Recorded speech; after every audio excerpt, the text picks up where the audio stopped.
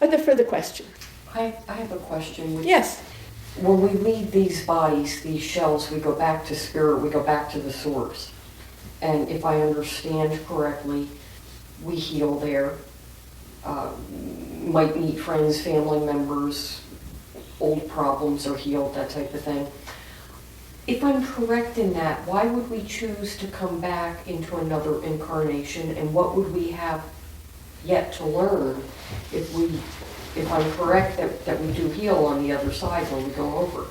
Well, first of all, when you transition, there is no healing that is needed. When you return to your fullness in spirit, you are complete, and the physical ailments and problems of an incarnation are not what they are while you are in the physical. Mm-hmm. You see them entirely differently. You see the solutions and the obvious errors of your ways or thinking, and you understand how they came to manifest in your life. So if you wish to call that a healing, yes, you are healed. So when you are returned to the fullness of wisdom of the person that you are already, mm-hmm. when it is not occluded by the physical body, there is no need to heal. It is almost instantaneous. There is said to be a resting period.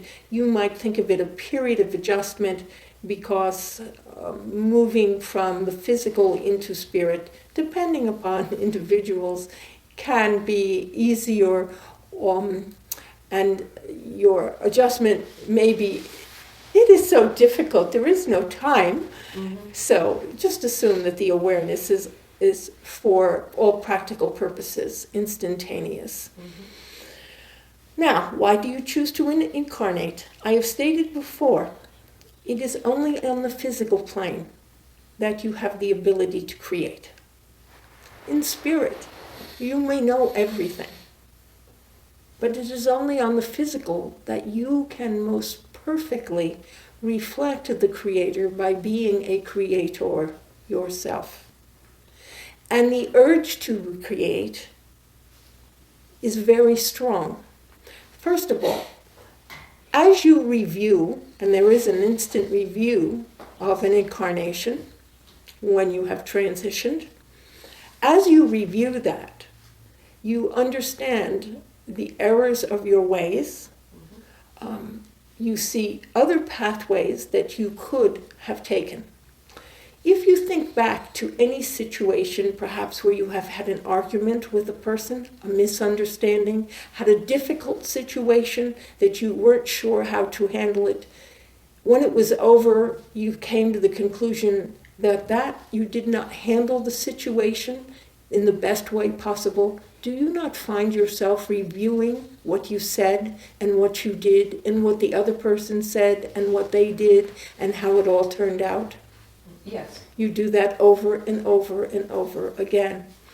And in a way, it is a learning experience, because you eventually come to a peace with the situation, which says, well, I did what I thought was best. It was not right. If this ever happens again, I will do something differently, which you have already outlined in your mind. That is how you learn from the difficult situations in your life.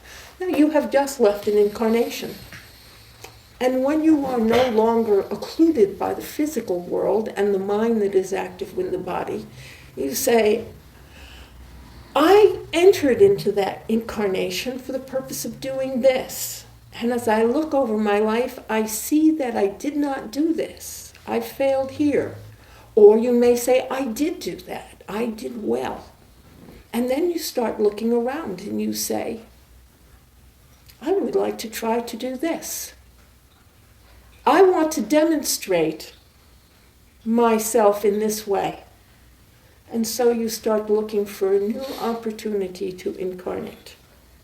Whether you have done it wrong and you wish to remedy the situation, feel the effects of karma, so to speak, that now you have to fix and change what you did wrong to this picture that was your incarnation. You must view it as an artist's picture. Yes. And you see that you did not paint this person properly, and you did that, and you left out details here, and it wasn't the picture you intended to make. And so you get a new canvas, and you start to repaint another picture, one that you hope will be more pleasing and perfect to yourself, or is a different idea or expression.